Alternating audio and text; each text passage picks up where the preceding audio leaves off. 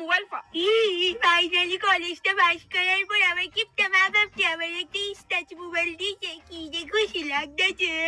তুই অহনো এই মোবাইলটা লই বই রিসস জাগিয়ে সান কর।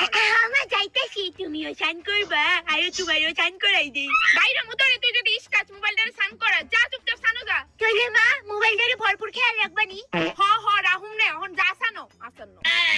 কি এক মোবাইল দিল তার বাপ ফ্যাক্টরিটা তোলে 24 ঘন্টা পড়ে থাকে।